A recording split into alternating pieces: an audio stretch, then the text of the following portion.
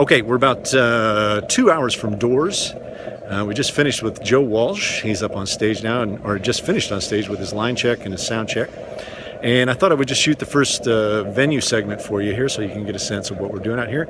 And I figured we'd just start right with the front of house, and I would just give you a tour of all the gear we've assembled for this tour that we're going to be using at the front of house position, okay? And there's a lot going on out here, a lot of moving parts, as I said earlier. So I'm just going to give you the tour today, and then over the course of the next couple of weeks, I'll dig in on specific sections within the racks and explain why I've chose this piece of gear, or using this piece of gear, or how I'm using a specific piece of gear to help me out on the tour. Okay, so let me get the camera turned around and we'll take you on a little tour of the gear.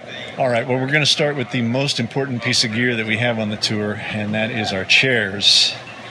If you'll notice, these are some pretty dang cool chairs. These are stealth chairs. I think you can look up Steve Knight on Facebook if you guys are interested in one of these chairs. I cannot speak highly enough about these chairs. I have them on the road, and I have them in my office at home.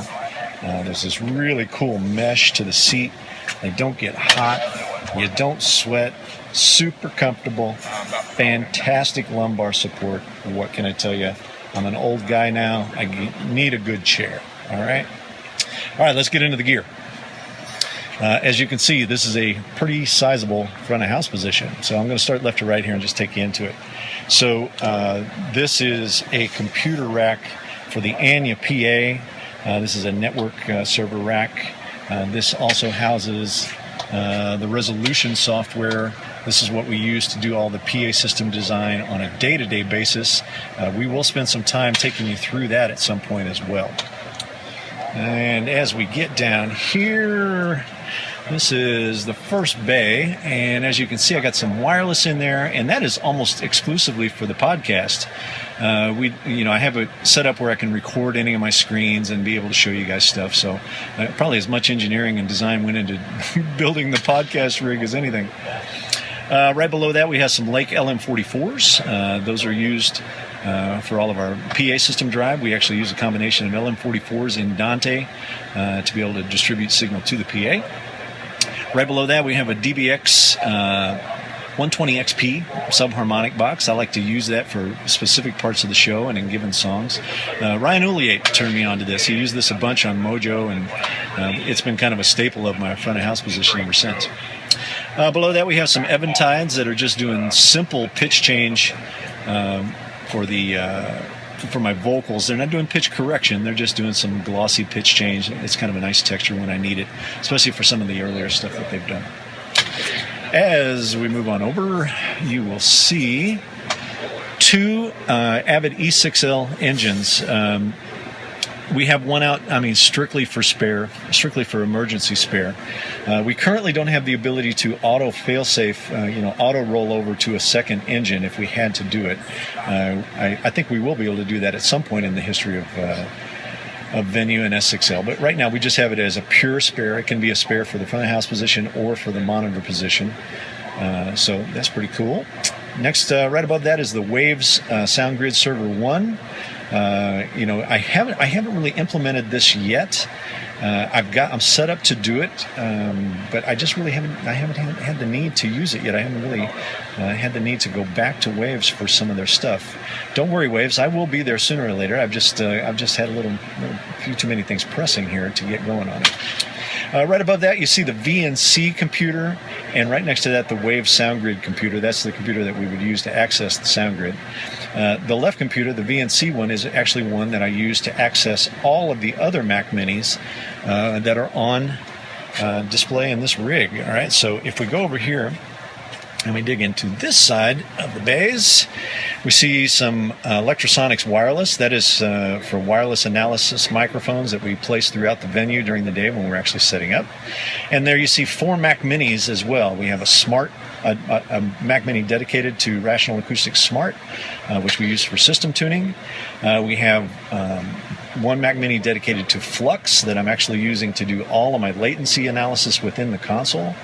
And then we have another Mac Mini that is doing surround recording. And really what I mean by surround recording is it's recording stems and independent vocals and our 5.1 mic and some of the surround mics. It also we also do some 2-track recording back to that Pro Tools system as well. On the right is an iTunes server. This is for all the walk-in music that we've gathered over the years and put together, as well as all of my mixes actually live in there in kind of a server regimen back so I can listen to it. We have a new Focusrite pre that we're using now for Rational Acoustics Smart. We can use direct taps right off the console, or we can have this integrated into a very large Dante network like we're doing right now to be able to actually do analysis of the PA without having to have the console online. So it's actually very handy for that. I'll introduce you to Vic Wagner at some point, and he can walk you through what we're doing there. Below that, we have a new Mac Pro. This is a 6-core Mac Pro that I'm using for AVB record. This will be my virtual sound check machine on a day-to-day basis. I'll record and play back from this on the system. Below that, you see one Stage 16 I/O. This is part of an S6 or an S3L system that I have out here that is capturing supplying all the audio for the surround record, etc. That surround record Mac Mini is attached to this S3L system, which I'll explain also how we're using that in an additional capacity here. Let's see, over here behind that little graded panel there is some clock distribution and a network router. We're actually on the internet every day out here. We have wireless and wired connections in order to stay abreast of updates and all the other things that we would do on a day-to-day basis. Below that, I have a KVM. It's a DVI KVM that allows me to see into any one of those Mac Minis whenever I need to do it, as well as other things. Below that, we have another Mac Pro. This is a Mac Pro that is doing a MADI record directly from the stage racks. That's the one we'll probably put in the archive for the tour because it's actually recording 32-bit floating as opposed to pure 24-bit. Below that is an E3 engine. This is part of the S3L system, and we have that out here to do a number of things, which I'll explain now. I'll kind of zoom up here. So we have an S3L on the tour as well, and I've created a little, just kind of a little workstation here. The S3L is out here for a number of reasons. Like I said, it is for routing some of our stem mixes, some of our other mixes back to Pro Tools so we can archive those as well. But it also serves as a redundancy point for the S6L system if it were to fail. As I'm sure you guys have heard, with the Radiohead incident and, all these things that have kind of come to light now about this, obviously redundancy we take very seriously out here. We don't want to see a show go down. These are real things that happen in the real world. And honestly, they're things that have been happening for many, many, many years.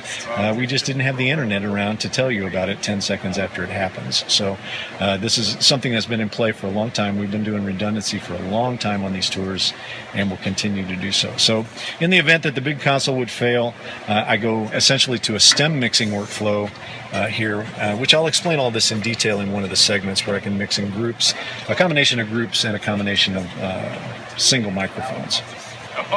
The screen on the right here is purely for the VNC. I can look into any computer here just by engaging the VNC. And then we also do a big screen share here. I use a combination of TeamViewer and VNC to actually be able to look at any one of the computers at the same time. What you see on the one screen is 3 Pro Tools computers running. It allows me some confidence monitoring to see it and ensure that they're still running. On the left-hand screen in the lower left, that's the Flux screen. I can also see the S6L screen and the S3L screens right there as well. So a lot of information all sitting in front of us here. It's all about that at this point in these systems. And then, of course, we come to the S6L. The S6L is certainly my console of choice. It's just been sounding so good out here. I'm so excited about using this console out here. We're going to get this really dialed in over a little bit of time here. So, all right, so let's see, what's the last piece? Oh, there's a little sound image tablet here. That's a remote control for the Lake controllers. So if I need a tablet, I need to walk around or do any kind of equalization or evaluation, I can do that with the tablet and take control of the Lakes. Okay. All right, well, that's going to about cover it for this segment.